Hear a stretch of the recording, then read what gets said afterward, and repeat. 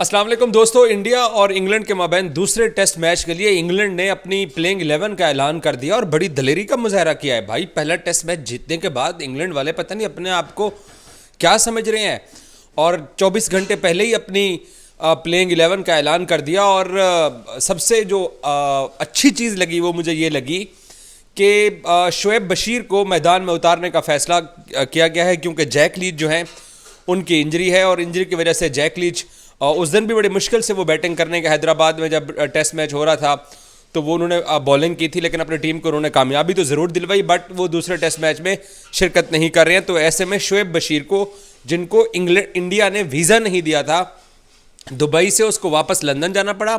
London से जाकर उसने अपना वीज़ा लगवाया और फिर वो इंडिया आया, उसने अपनी टीम को ज्वाइन किया।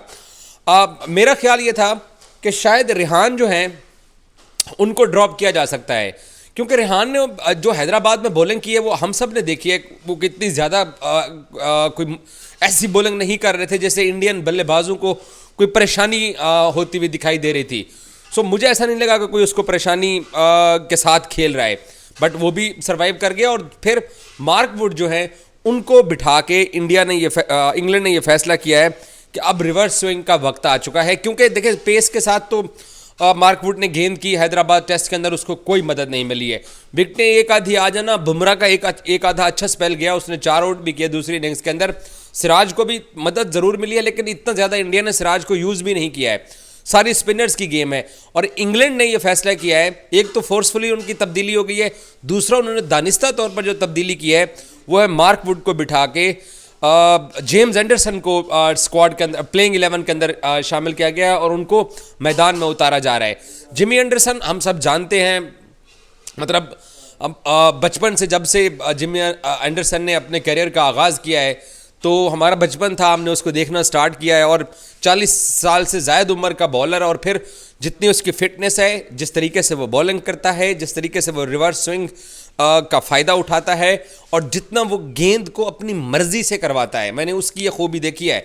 अगर किसी भी दुनिया के अंदर फास्ट बॉलर्स को अगर आप उनकी हिस्ट्री उठाएं तो मैग्रा, वसीम अकरम के बाद जिमी एंडरसन मुझे सबसे बेस्ट लगते हैं, क्योंकि वो बंदा विकेट टेकिंग बॉलर है और वो अपनी मर्जी से 6 की 6 गेंदें करवा सकता है, और जितना बड़े दिग्गज बल्लेबाज आ जाएं जिमी उनको आउट कर लेता है। तो इसलिए इंग्लैंड ने जिमी के साथ मैदान में उतरने का फैसला किया। स्पीड उसकी नहीं है, स्पीड वाला मार्क वुड था, मार्क वुड को बिठा दिया है। अब उन्होंने कहा जी 128 और 132, 33, 34 की स्पीड में जिम्मे आके हमें फ़ायदा पहुंचाएगा। और फिर इंग्लैंड के पास ऑब्वियसली हार्टली जो हैं वो विकेटें ले चुके हैं, मैच जितवा चुके हैं, रेहान है और अब शोएब भी हैं। तो 2 स्पिनर जो हैं जिनकी फैमिलीज़ का ताल्लुक पाकिस्तान से है, तो वो अब इंडिया के खिलाफ मैदान में उतरने के लिए जा रहे हैं। इंग्लैंड की ओडीआई टीम के अंदर भी 2 ऐसे प्लेयर्स हमेशा खेलते रहे हैं, आदिल रशीद और मोइन अली, जिनका ताल्लुक पाकिस्तान, जिनकी फैमिलीज़ का ताल्लुक पाकिस्तान से है, ग्रैंड पेरेंट्स का। तो उन्होंने भी इंग्लैंड को रिप्रेजेंट किया, और अब ये 2 लड़के टेस्ट मैच में भी एक साथ इंग्लैंड को रिप्रेजेंट करने जा रहे हैं कल विशाखापट्टनम में इंडिया के खिलाफ दूसरे टेस्ट मैच के लिए। अब आ जाते हैं इंडियन टीम के बारे में। देखें, इंडियन टीम टेस्ट मैच पहला हारी है, बहुत लहदे हुई, बहुत तनकीद हुई, बहुत अब्यूज़ लैंग्वेज इंडियन जर्नलिस्ट अपने टीम के बारे में यूज़ करते हैं। मैं तो सोच भी नहीं सकता कि हम लोग इस तरह की लैंग्वेज यूज़ करें। कोई जहन्नम की लानत दे रहा होता है, कोई कह रहा होता है कि तुम फजूल हो, बेकार हो, ये ऐसे इस तरह के वर्ड्स इंडियन जर्नलिस्ट यूज़ करते हैं अपनी टीम के लिए, क्योंकि इन बेचारों से हार तो बर्दाश्त होती नहीं है। और देखें, टीम अगर आपकी नहीं अच्छा खेल रही है तो आप मौका दीजिए। 5 टेस्ट मैचेस हैं, 1 मैच आप हारे हैं, इंग्लैंड कोई सीरीज़ नहीं जीत के गया, अभी 4 टेस्ट मैचेस पड़े हुए हैं, तो मौका दीजिए। सरफराज आगे हैं, स्पिन को खेल के आए हैं, क्या उनको मौका मिलेगा या नहीं मिलेगा केएल राहुल की जगह पे? ये $1 मिलियन क्वेश्चन है कि क्या सरफराज को इंडिया डायरेक्ट अपनी टीम में डाल देगा, उसको डेब्यू करवा सकते हैं कि नहीं करवा सकते हैं। डोमेस्टिक क्रिकेट में रन्स करना अलग सी बात है, इंटरनेशनल मैच में इंग्लैंड जैसी टीम के अगेंस्ट आके खेलना वो एक अलग सी बात है। तो ये अब कप्तान और कोच का फैसला होगा कि क्या वो सरफराज को चांस देते हैं या नहीं देते हैं।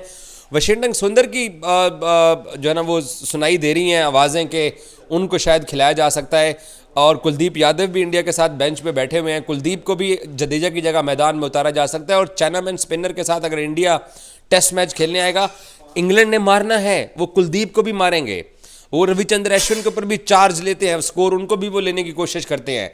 तो इंग्लैंड ने अपना रन रेट जो है ना, उन्होंने एक टेस्ट मैच जीत दिया, उनका और हौसला बढ़ गया, वो और अपनी वही जो क्रिकेट खेलते हैं तेज रन्स वाली और 4 से ऊपर का रन रेट रखने वाला अटैक वो करेंगे। अब ये इंडिया पर डिपेंड करता है कि वो इंग्लैंड की तरह एक फास्ट बॉलर के साथ जाएं और सिराज को ड्रॉप करें, बुमराह के साथ जाएं और एक इजाफी बल्लेबाज जो है वो अपनी टीम के अंदर लेके आएँ। तो इससे फिर इंडियन टीम मुझे लगता है कि किसी हद तक अपनी बैटिंग को मजबूत करने में कामयाब हो जाएगी, क्योंकि उनकी बैटिंग ही हमेशा उनको धोखा देती है। बॉलर्स उनके फिर भी पाकिस्तान की तरह हैं कि वो इतना भी मायूस नहीं करते हैं, विकटें ले जाते हैं, मैच को फंसा देते हैं, लेकिन बल्लेबाज जो है ना वो इंडिया के हों या पाकिस्तान के हों, नाम तो बड़े हैं लेकिन ऊंची दुकानों के ना फीके पकवान होते हैं, वो ऐसे ही साबित होते हैं। तो ये एक $1 मिलियन क्वेश्चन है, क्योंकि हम लोग देख रहे हैं इंडिया और इंग्लैंड की इस टेस्ट सीरीज़ के अंदर, और मैं तो बड़े शौक से देखता हूँ इंडिया के टेस्ट मैचेस, स्पेशली जब वो इंग्लैंड उनके यहाँ आई है और बेसबॉल हो रहा है और एक इंडिया टेस्ट मैच जीत चुका है, तो इसमें मज़ा तो आ रहा है। और मैं ये विश करूँगा कि इंडिया एक और इजाफी बैटर के साथ जाए और सरफराज को मौका मिलना चाहिए, केएल राहुल की जगह एक और बैटर को डालें और सिराज को अगर बिठा देते हैं बुमराह के साथ और 3 स्पिनर्स और कुलदीप को खिला देते हैं, तो मेरा ख्याल है कि बैलेंस साइड बन जाएगी। बहरहाल देखते हैं कल क्या होता है, टास्क बहुत क्रूशल होगा, टॉस कौन जीतता है और चौथी इनिंग्स किसके पास जाती है, तो मुकाबला होने वाला है। और इस सीरीज़ में इंग्लैंड के पहले टेस्ट मैच जीतने के बाद और दिलचस्पी बढ़ी है और इंटरेस्ट पैदा हुआ है, लोग और इसके साथ जुड़े हैं, हम सरहद के पार बैठ के हम इन टेस्ट मैचेस को देख रहे हैं। सो आई होप सो एक और अच्छा टेस्ट देखने को मिलेगा। Thank you so much.